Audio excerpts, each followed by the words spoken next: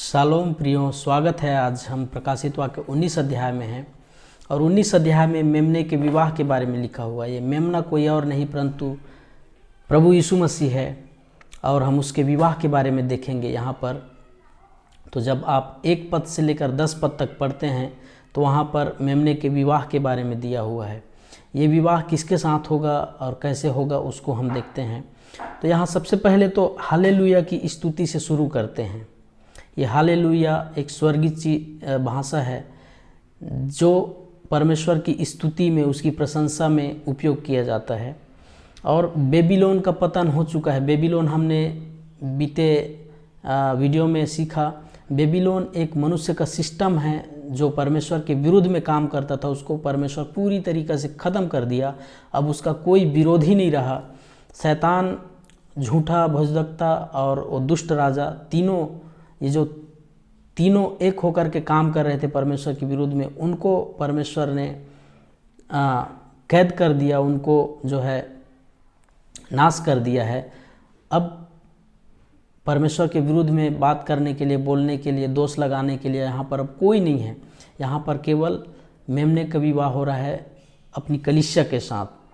तो यहाँ पर हम शादी के निमंत्रण को भी देखते हैं। जो ये शादी भौतिक, जैसे अभी पृथ्वी में एक दूल्हा और दुल्हन की शादी होती है, वैसे वाला फिजिकल शादी नहीं है, शारीरिक शादी नहीं है, परंतु ये अनंत काल का एक रिलेशनशिप है, एक संबंध है। अनंत काल के लिए उनका गहरा संबंध है, उनका प्रेम है जो आदि से परमेश्वर अपने लोगों को करता आ रहा है। लेकिन वो पहला आदम के साथ जो उसका विवाह था वो टूट गया था, लेकिन यहाँ पर यीशु मसीह कलीसिया के साथ शादी करेगा, वो अनंत काल तक रहेगा, कभी नहीं टूटेगा।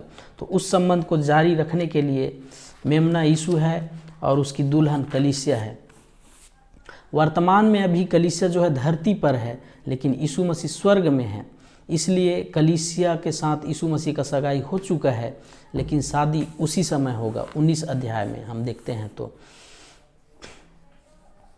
क्योंकि यीशु मसीह के क्रूस पर कुर्बान होने से लेकर के उसके स्वर्ग उठाए जाने के बाद जो सुसमाचार सुन कर के बचाए गए हैं, वहाँ से लेकर के जब तक कलीसिया उठाया नहीं जाता, रैप्चर नहीं होता, तब तक कलीसिया कहलाती है। उसके बाद के जो लोग बचेंगे, महाक्लेश काल में बचेंगे, उनको पवित्र लोग कहा गया है। आप कंफ्यूज ना होइए। कलीसिया यीशु मसीह के जाने के आज से 2000 साल पहले से लेकर के अभी तक, जब तक रैप्चर नहीं होगा तब तक जो लोग हैं वो कलीसिया कहलाएंगे। और रैप्चर के बाद जो उद्धार पाएंगे, जो महाक्लेश काल से बचेंगे, जो भीड़, उसको पवित्र लोग कहा गया है। तो 7 साल के क्लेश में यीशु कलीसिया को जो है एक रिवार्ड देगा, उनके काम के अनुसार रिवार्ड, उनको इनाम देगा।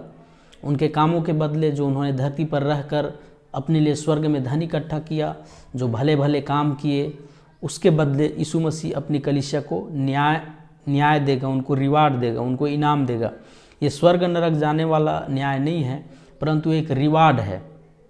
7 साल के बाद जो है यीशु उसी कलीसिया के साथ वापस इनाम लेकर संसार में आएगा और लोगों के सामने अपने दासों की प्रशंसा करेगा, अपने लोगों की प्रशंसा करेगा, उनकी तारीफ करेगा, बड़ाई करेगा। तो यहाँ पर 4 अध्याय में यूहन्ना जो है स्वर्ग का द्वार खुला हुआ देखता है। लेकिन उस द्वार खुलता है तो क्या होता है कि कलीसिया जो है उसके अंदर चला जाता है।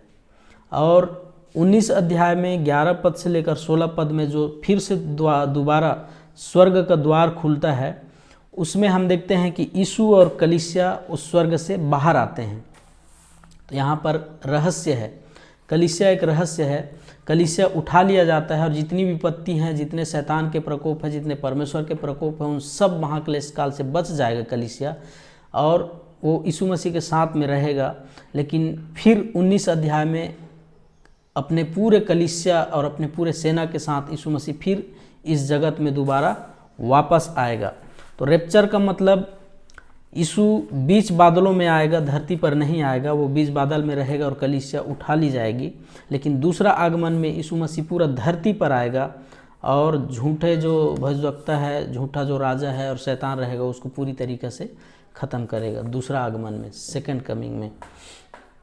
दूसरा आगमन में यीशु मसीह दो काम करेगा, जाति जाति पर राज्य करेगा और शैतान, झूठे भविष्यवक्ता, झूठा मसीह, इनको नाश करेगा पूरी तरीक़ा से, और लोगों के मौत का बदला अपने वचन के द्वारा वो लेगा। ये दो काम यीशु मसीह जब दोबारा आएगा तो करेगा।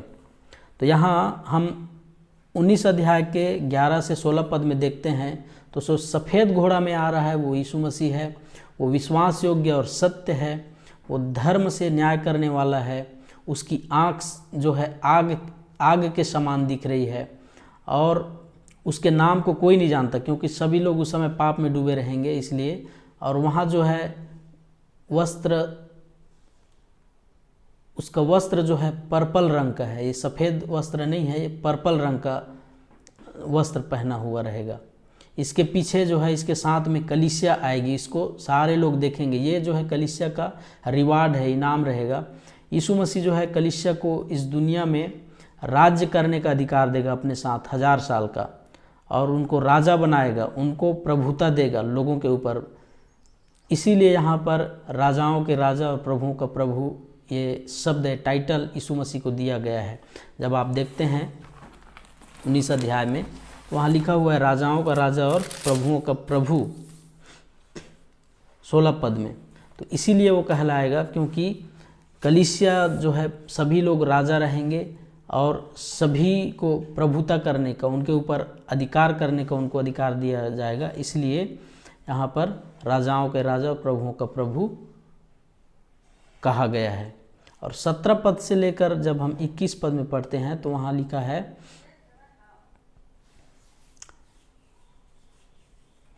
यहाँ पर शैतान को और झूठे जो भविष्यवक्ता रहेगा उसको, और एक राज करने वाले राजा को, ये तीनों को परमेश्वर पूरी तरीके से